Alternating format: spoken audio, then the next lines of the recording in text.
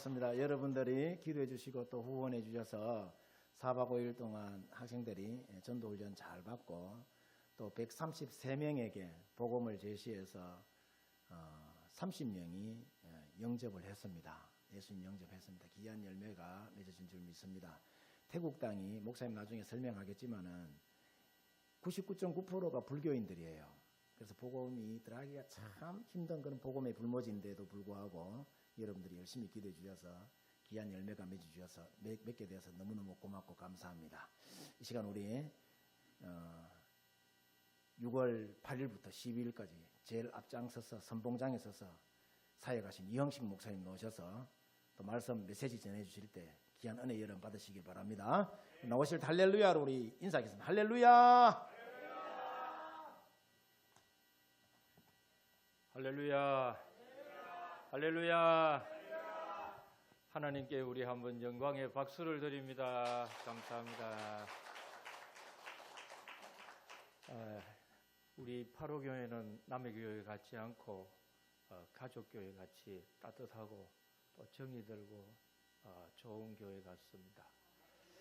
왜 그러냐면은 저는 할아버지 때부터 할아버지가 평양신학을 나와가지고 대대로 예수 믿는 집에서 자랐는 목사입니다.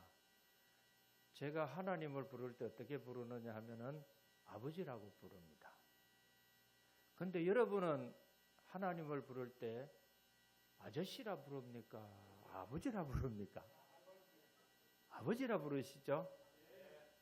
제가 믿는 하나님도 아버지고 우리 8호 교회 교우들이 믿는 하나님도 아버지면 한 아버지의 밑에 있는 사람들은 다 누구인가? 가족입니다. 한 아버지의 자녀들은 가족입니다. 할렐루야. 그래서 우리 8호 교회는 성도 다르고 성격도 다르고 다 다르지만도 예수님 안에서는 가족입니다. 할렐루야. 우리 한번 앞뒤 좌우로 반갑게 인사하겠습니다. 우리는 가족입니다. 할렐루야. 제가 참 죄송스러운 거는 원로 목사님 돌아가셨는데 장례식에 미국에 있어서 참석을 못해서 죄송하고 또 제가 가장 사랑하고 또 귀하게 여기는 동력자면서도 후배 목사님 중에 가장 귀하게 생각하는 박대원 목사님 또 수술하셨다고 했는데도 입원실에도 한번 못 가봐가지고 죄밑이 되어가지고 그래서 이제 어떻게 하냐 하는데 마침 전화가 왔습니다. 목사님 저 태국에 좀 선교지 다녀오면 좋겠습니다. 그래서 옛날 같으면 옛날이 아니고 현직에 있을 때 같으면 너무 바빠서 뭐 부목사님들을 보내든지 이랬을 텐데 요즘은 이제 은퇴해가지고 한 6년 지금 지났습니다. 65세에 은퇴해서 이제 지났는데 제가 성경을 읽어보면서 가장 하나님이 기뻐하시고 중요하게 생각하는 것이 뭔가 그걸 이제 성경을 창세기에서 요한계시록까지 다시 또 보고 또 연구하고 기도하고 하는 거 보니까 제일 중요하게 생각하는 것은 영혼 구원이었습니다. 그래서 한 영혼의 가치는 천하를 주고도 바꿀 수 없다. 이렇게 귀한 것이 한 영혼이기 때문에 정말 내가 노후에 꼭 해야 하는 것 시간이 되어서 하나님이 영혼을 부를 때까지 해야 할 일은 만사를 제켜놓고서라도 전도하는 일이고 땅끝까지 복음 전하는 선교하는 일이다. 할렐루야. 그래서 이제 뭐 미국으로 괌으로 그리고 5월 달에는 네팔 선교를 다녀왔습니다. 그래서 네팔 지역에 한국 선교사님들이 모임이 있는데 어부회라고 하는 모임입니다. 지금은 보니까 한인 선교사님들 가족이 한 200가정이 네팔에 선교를 하고 있습니다. 그런데 여러분 잘 아시는 것처럼 한 15년 전에 네팔에 진도 7.4 이상 되는 큰 큰 지진이 와가지고 네팔이 다 붕괴되고 건물은 다 무너지고 그냥 끝장이 나다시피 했습니다. 그리고 또 거기다가 작년에는 내란이 일어나가지고 막 엎침대 덮친 격으로 말도 아니지요. 그런데 거기에 계시는 선교사님이 연락이 와가지고 지금 네팔에 있는 일반 백성들도 트라우마가 많고 선교사님들은 더더욱 트라우마가 심해가지고 조금만 큰 소리가 나도 지진 나는 거 아닌가. 그래서 막 놀란다는 거죠.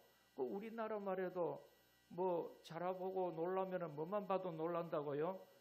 소뚜껑만 봐도 놀라듯이 막 자지러지고 놀라는데 거기다가 엎친 데 덮친 격으로 내란이 일어나가지고 막 공산당하고 민주당하고 막 이렇게 네 분이 붙어서 싸우니까 이거 말이 아니죠.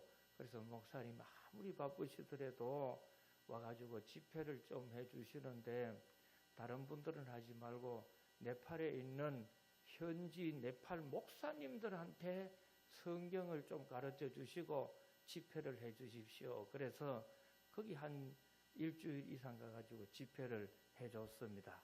그래서 집회를 했는데 한 50여 명 목사님들, 전도사님들이 모였는데 거기 부부가 얼마나 정성스럽게 제 말씀을 듣는지 모릅니다. 그래서 너무 감동이 돼가지고 같이 한번 사진을 찍읍시다. 그리고 이렇게 정성을 다해서 말씀을 들으니까 감동을 제가 받아서 목사님 계시는 교회에 한번 이번 주일에 참여해가지고 예배를 드리고 헌금도 해주고 가면 좋겠습니다. 그러면서 한번 갑시십시다 했더니 거기 계시는 한국 선교사님이 웃으면서 목사님 그런 말 함부로 하면 안 됩니다. 그래 왜 그러십니까 했더니 이 목사님이 이 집회에 참석하려고 3일을 왔답니다. 히말리아 산 속에 있는 곳에서 걸어서 하루 나오고 또 자전거 타고 뭐 이래가지고 열차 있는 데까지 나오고 버스 타고 이러면서 그 집회에 참여해가지고 하나님 말씀을 듣기 위해서 3일을 왔다는 거예요. 제가 그 이야기를 들을 때 얼마나 막 감동이 되었는지 모릅니다. 그래서 목사님 아무리 바쁘시더라도 매년 한 번 와가지고 집회를 해주고 가면 좋겠습니다. 그래서 제가 할 수만 있으면 하나님만 허락하신다면 제가 꼭 참여하겠습니다. 그러면서 제가 이제 네팔을 왔는데 또 이제 신문에 보니까 그 기도 공부에 돌아가셨다는 원로 목사님 부고 소식도 보고 또 우리 박 목사님 입원하셨다는 말도 들었는데 가보지도 못했는데 그래 대신 좀 가달라고 해서 얼마나 감사한 마음으로 제가 갔는데 가가지고 제가 큰 은혜를 받았습니다. 그 은혜 받은 것 중에 하나가 뭐냐 하면은 첫 번째 감사는 박 목사님이 참 저렇게 헌신적으로 목회를 하시면서 수술을 하시고 또 이번 기회에 이렇게 태국에 있는 염신성 선교사님 이렇게 소개를 해줘가지고 다른 사람이 아니고 나를 대신해서 보내주셨다 해서 너무 감사하죠. 참 여러분 복음의 말씀을 전한다는 게 얼마나 귀한 일인지 모릅니다. 그래서 가가지고 제가 염 선교사님을 만났더니 그분이 일반 분이 아니세요. 그래서 공부를 어디서 하셨습니까? 물었더니 뭐 어디서 대학을 하고 신대원을 하고 박사학위를 아시아 연합신학대학의 한철아 박사님 계실 때 박사학위 논문을 그 말틴 루터에 대해서 썼다는 거예요. 말틴 루터의 종교 개혁자의 조직 신학에서 쓰는 게 굉장히 어렵습니다. 그리고 논문을 그래서 한번 보자고 했어요. 그 논문을 봤더니 논문 제목이 말틴 루터의 자유에 대한 연구를 하셨더라고요. 여러분 이게 어떻게 들으면 그 뭐 자유에 대해서 뭐 대단한 게 있나 싶으지만은 신학을 조금 공부를 해보면은 이 주제가 굉장히 어렵습니다. 왜 그러냐 하면은 자유라는 거는 어떻게 생각하면은 결정적인 게 내 마음대로 선택을 할 수 있느냐 못하느냐 하는 것이 자유의 권한에 달려 있습니다. 그래서 여러분은 일어나가지고 마음대로 아침에 입고 싶은 옷도 입고 교회 올 때 뭐 자전거도 타고 오고 또 식사할 때는 마음대로 먹고 이러면은 다 놀러 가고 싶을 때 놀러 가는 거 내 마음대로 하니까 이거 내 마음대로 하는 자유다 싶으시지요?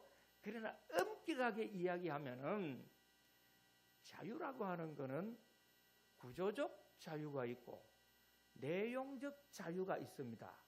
이게 조금 뭐 어려운 문제지만 구원과 관계 없는 문제니까 모르셔도 안 들으셔도 관계가 없는데 중요하니까 제가 말씀을 드립니다. 이게 뭐냐 하면은 내가 선택할 때 내 마음대로 선택한다 하지만은 죄의 종으로 묶여 있는 사람이 알코올 중독에 중독되어 있는 사람이 내가 하고 싶은 거 한다고 마음껏 막 소주 먹고 양주 먹고 마음대로 퍼마시는 것, 그 자유는 자유가 아니라는 거예요. 뭐냐? 그거는 자유의 포장을 한 뭐예요? 죄의 종로를 하는 거라는 거죠. 그래서 많은 사람들이 알고 보면은 내 마음대로 내 하고 싶은 건 내 마음대로 하는데 누가 뭐라 그래? 결혼 내 마음대로 하지. 아버지가 뭐 데리고 살 거라. 어머니가 데리고 살 거예요. 내 마음대로 이 여자하고 결혼하고 싶고 저 남자하고 하고 싶은데, 그러나 정욕의 눈이 멀어가지고 이미 정욕의 노예가 되어서 있는 눈으로 술집 마담이 좋다고 하는 것은 이미 뭐예요? 그거는 자유가 아니라는 거죠. 이미 오염된 자유, 중독된 자유, 마귀의 종로로 타는 자유라는 거예요.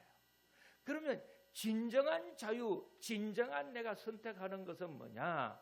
모든 인간의 죄성을 벗어버리고 하나님의 형상의 진선미와 지정의를 가지고 올바르게 진리 안에 선택하는 것만이 자유라는 겁니다.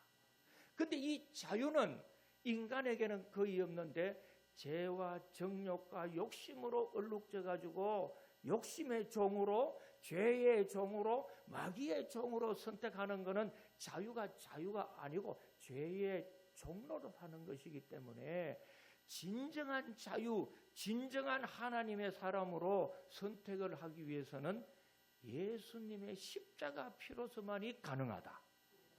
이게 그 목사님 논문이에요. 근데 이 논문 쓰기가 보통 어려운 게 아닌데 이 논문을 써가지고 학위를 보니까 PhD 신학 박사를 받은 게 아니고 철학 박사예요. PhD를 받으셨는데 똑같은 신학을 해가지고 박사 학위를 받아도 신학 박사는 신학대학 안에서만 강의할 수 있습니다. 근데 PhD라고 하는 철학 박사 학위를 받아서 신학 박사 학위의 그 자격을 받으면은 일반 대학에서도 다 할 수 있는데 이분이 박사 학위를 PhD를 받은 거예요. 그럼 이분은 얼마든지 신학대학원이나 신학교 가가지고 강의를 할 수 있는 분이죠. 그런데 거기 오셔가지고 그 선교 사역을 하는데 얼마나 헌신적인지 모릅니다. 저희들이 갈 때에 공항에 나오셔가지고 처음에는 저는 선교지에 있는 관리인인 줄 알았어요. 반바지 입고 나와가지고 제가 이제 그 캐리어를 가지고 갔더니 무거운 거는 자기가 끌고 말이죠. 그리고 저보고는 가벼운 거 들고 가라고 했어요. 그래서 그 선교지에 있는 관리인 하나 잘 뒀다 이래 생각하고 당연하게 이제 맡겼죠. 근데 나중에 알고 보니까 거기 가보니까 뭐 여러분 다녀오셨다 그러대요. 그래서 그 선교사님이 파로교회를 제일 훌륭한 교회로 알고 있어요. 할렐루야. 대한민국에 교회가 많이 있지만 교회 중에 최고 교회는 파로교회입니다. 할렐루야. 그리고 또 목사님 중에 최고는 박대원 목사님이세요. 그 선교사님이 그렇게 이 교회를 사랑하고 인정을 하고 목사님을 인정하시더라고요. 그래서 제가 갔더니 저를 처음 보는데도 박대원 목사님이 보냈다고 하니까 150% 믿는 겁니다. 얼마나 감사해요. 상대방을 못 믿으면 그렇게 절대로 사람을 바로 인정을 안 합니다. 그래서 참 거기 보는데 이분이 그렇게 헌신적으로 하고 또 거기에 있는 규모를 보니까 그 안에는 선교 훈련원이 있지요, 방송국도 있지요, 신학교도 있지요, 교회도 있지요, 식당도 있지요, 기숙사도 있지요. 아멘 안 하면 오늘 하루 종일 할 수 있습니다. 신학교도 있지요, 방송국도 있지요, 교회도 있지요, 선교사 훈련센터도 있지요. 할렐루야. 보통 분들이 못해요. 그리고 땅도 말이죠, 태국 총의 소유고 한국인이 태국 총의 소유의 땅과 건물을 다 위탁받아가지고 관리를 하는 겁니다. 태국 총회면은 태국 목사님들도 많은데 그 많은 목사님들 다 제껴놓고 왜 한국 선교사님 그 가운데 이 염 선교사님에게 맡겼느냐? 이 말은 누가 봐도 이 염 선교사님은 인정할 수 있는 믿음 있는 분이고 목사님이고 선교사님 중에 선교사님이에요. 할렐루야. 이걸 딱 보이는 거죠. 그래서 식사를 하는데 주일날 아침에는 그 보니까 일하는 분들이 다 가시고 두 분이 남고 식사를 다 하고 나니까 설거지를 하잖아요. 그래서 이제 어떻게 하나가 봤더니 선교사님이 설거지를 다 하는 거예요. 참, 여러분 그분이 PhD라는 신학 박사님이고 얼마 전에 대학 교수로서 대학에서 참 손에 물 한 방울 안 묻히고도 그 굳은 일 안 하시고도 할 수 있는 분인데 그렇게 헌신적으로 하는 거예요. 그래서 제가 물어봤어요. 선교사님, 이 정도 운영을 하시려면은 저는 잘은 모르지만은 저도 나름대로 교회든지 큰 기관의 이사장을 여러 개 해봤기 때문에 아는데 한 달에 운영비가 최하 1,000만 원에서 1,500만 원 매월 드실 텐데 그렇습니까? 물었더니 어떻게 하십니까? 그래요. 그래서 제가 척 보면 압니다. 그걸 왜 몰라요? 그렇게 교회하고 규모를 크게 신학교 하려면은 1,000만 원 이상이 들지요. 그러면 1년 같으면은 최하가 1억 5천만 원이 돼야 돼요. 그래서 한국의 어느 교회와 어느 단체에 지원을 많이 받습니까? 어떻게 합니까? 했더니 저를 이래 보더니 목사님 죄송스럽지만은 제가 후원금 받으러 다닌 적은 없습니다. 제가 지금까지 이 단체를 운영하면서 한 번도 사람에게 나에게 이 선교비가 필요하니까 저한테 선교비 도와주십시오 이렇게 부탁한 적이 없다는 거예요. 그럼 어떻게 하십니까? 했더니 저는 하나님 음성을 듣고 하나님께 기도하니까 주님의 큰 손이 도와주시는 겁니다. 주님의 손이 저를 도와주는 겁니다. 할렐루야. 그래서 자기가 처음에 선교지에 나와가지고 갈등이 있었답니다. 내가 한국에 알고 있는 큰 교회 선배 목사님들 아는 지인들 찾아다니면서 저 좀 도와주세요. 선교비 좀 도와주세요. 이렇게 부탁하면서 다니려고 하다 보니까 막상 선교하고 주의 일 하는데 시간이 없고 또 주의 일만 매진하려고 하니까 돈이 안 들어오는 것 같고 선교비가 없는 것 같고 참 이 양자택일에 말이죠. 갈등이 있죠. 선교비 받기 위해서 눈에 보이는 선교비가 필요하니까 사람 찾아다녀야 하는지 아니면은 한 영혼을 사랑하기 위해서 하나님께 부탁을 해야 하는지 이 갈등이 있었는데 간절히 엎드려 기도했더니 주님이 왜 그러느냐 묻더랍니다. 주님, 제가 이 선교지에 있어 보니까 선교비가 필요한데 어떻게 하면 좋겠습니까? 이렇게 간절히 기도했더니 걱정하지 마라 그러더래요. 그러면서 예수님의 십자가만 정하면 예수님을 전하면 내가 너를 도와준다. 예수님을 전하면 내가 너를 도와준다. 할렐루야. 그래서 엎드려 가지고 이분이 기도하면서 복음 전하면 주님의 손이 나를 도와준다. 할렐루야. 그걸 확신하고 체험해 가지고 거기서 지금 수년을 지난다는 겁니다. 할렐루야. 그래서 제가 얼마나 감동을 받았는지 몰라요.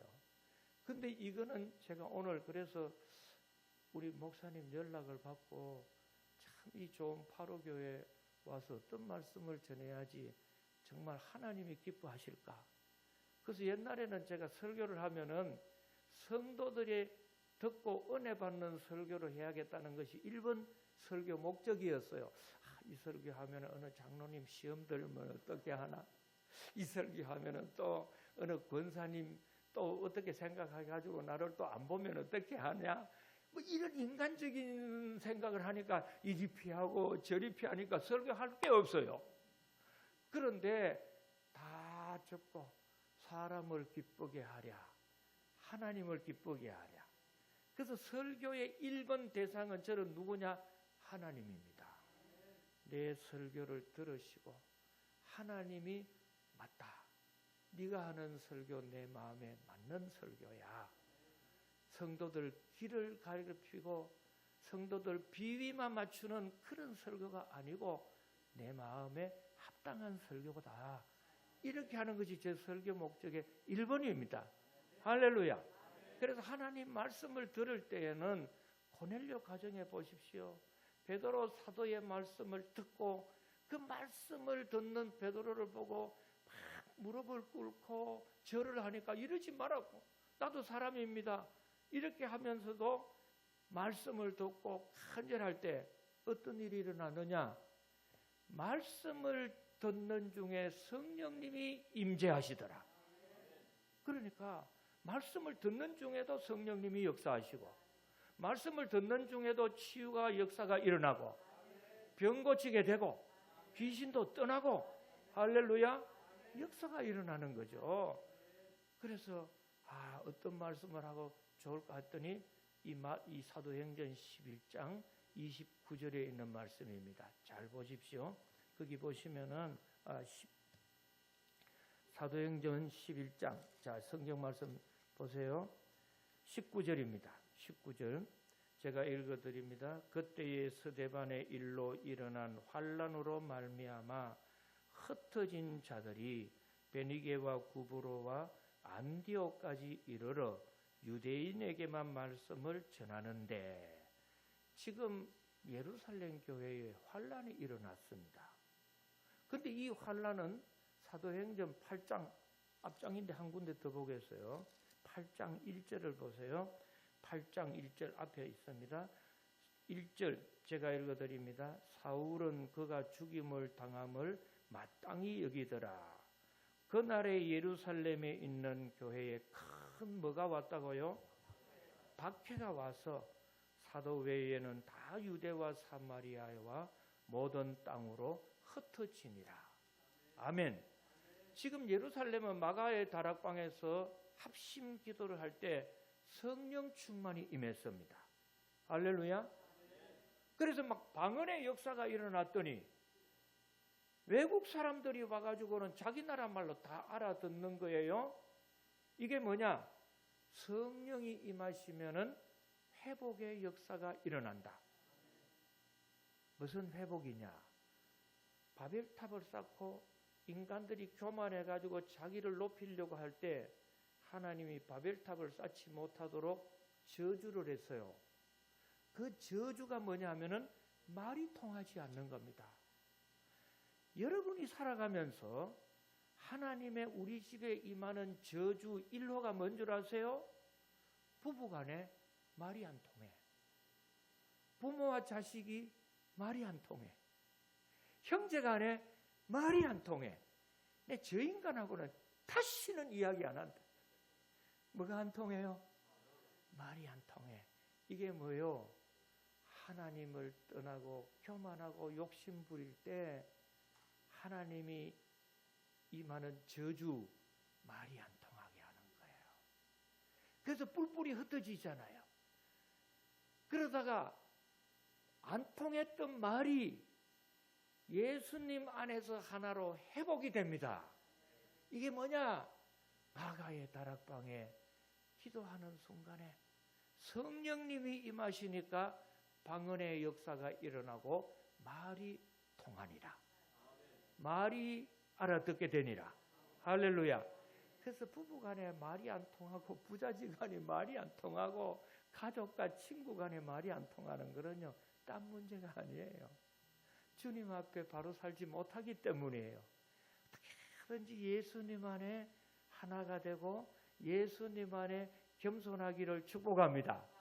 그러는 순간에 하나님은 말도 회복하고 건강도 회복하게 하시고 물질도 회복하게 하시고 가정의 평안도 회복하시고 믿음도 회복하게 하시고 할렐루야. 회복의 역사가 일어난 겁니다. 그런데 분명한 것은 뭐냐? 예수님께서 성천할 때 무리들에게 이야기합니다. 사도행전 1장 8절에 성령이 너희에게 임하시면 권능을 받고 예루살렘과 유대와 사마리아와 땅끝까지 뭐 하라고요? 증인이 되라. 예수님을 전해라. 예수님 증거해라. 할렐루야. 이렇게 분명히 말씀을 했어요. 근데 성령 받아가지고 예루살렘 교회가 120명이 3,000명이 되고 5,000명이 되고 6,000명이 되고 막 부흥을 하는데 뭐를 안 하느냐? 땅끝까지 복음 전도하러 가려는 생각을 안 하는 거예요. 자기들 안에서만 막 은혜가 되고 뭐 사치기 뽀뽀뽀만 하고 있는 거죠. 이게 뭐예요? 영적 비만이 오지 영적 상태로 훈련이 안 된 상태예요. 그래서 하나님께서는 깨닫지 못하고 예루살렘 교회 안에서만 있던 그들에게 뭐를 하는 거예요? 깨닫도록, 그들에게 알아듣도록 뭘 하는 거예요? 요나가 못 알아듣고 니느웨 가라고 했는데 다시스로 가니까 풍랑을 만나가지고 뭘 만나게 되었어요? 물고기 뱃속에 드나는 환란을 당하듯이 예루살렘 교회에 박해가 오니까 하나님이 땅끝까지 복음을 전하라고 하는데 영혼 구원하고 전도하라는데 그 명령을 듣지 않고 자기들끼리 있을 때 박해를 준 거예요. 그래서 흩어졌던 사람들이 안디옥에 가가지고 뭐를 하기 시작하느냐? 주 예수를 전파하니 보이지 않던 주님의 손이 나타나 그들을 돕게 되더라. 주의 손이 그들과 함께 하더라. 할렐루야. 이게 뭐냐면은 우리가 예수를 믿어도 하나님이 계시는지 안 계시는지 구분이 안 됩니다. 제가 오늘 책은 한 권 가지고 왔어요. 지금 이 책을 잘 한번 보세요. 지금 이 책은 껍질이 이렇게 해가지고 영어로는 재미있는 매직 마술책이라고 하는 제목이에요. 이 책을 보시면요, 지금 이렇게 넘기면 뭐만 나와요? 뭐만 나와요? 백지만 나와요. 다 백지만 나와요. 그런데 이거를 덮어가지고 제가 한번 탁 쳐볼게요. 쳐가지고 다시 보여드릴게요. 그러면 이 책이 이제 어떻게 되느냐?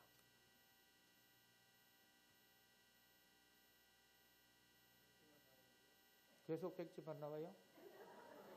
계속 백지만 나와요. 네. 근데, 자, 이제 잘 보세요. 그림이 나오죠? 그림이 나오죠? 네, 그림 나와요. 그림 나와요. 근데 다시 이제 제가 한번 탁 쳐겠어요. 자, 지금부터는 이제 보여드릴게요.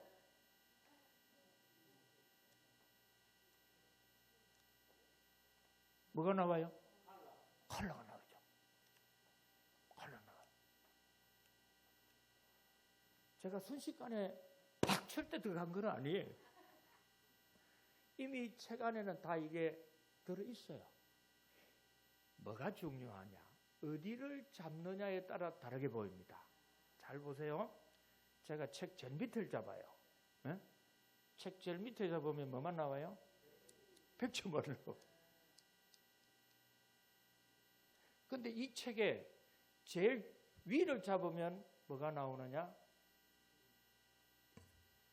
흑백만 나와요. 흑백만. 흑백. 근데 이 책의 중심을 제가 잡아볼게요. 제가 이 중심을 잡았어요. 그랬더니 컬러가 나와. 신앙생활도 이거하고 똑같습니다.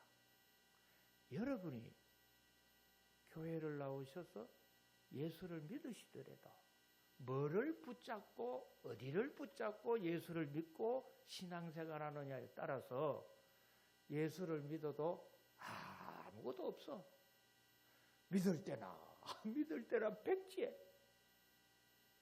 내 삶에 그림이 없어. 하나님이 안 보여. 그런데 조금 이제 위를 잡았어요. 그랬더니 뭐가 나와요? 흑백이 나와. 그래서 어떨 때는 하얗고 어떨 때는 까매. 있는 것 같기도 하고 없는 것 같기도 하고.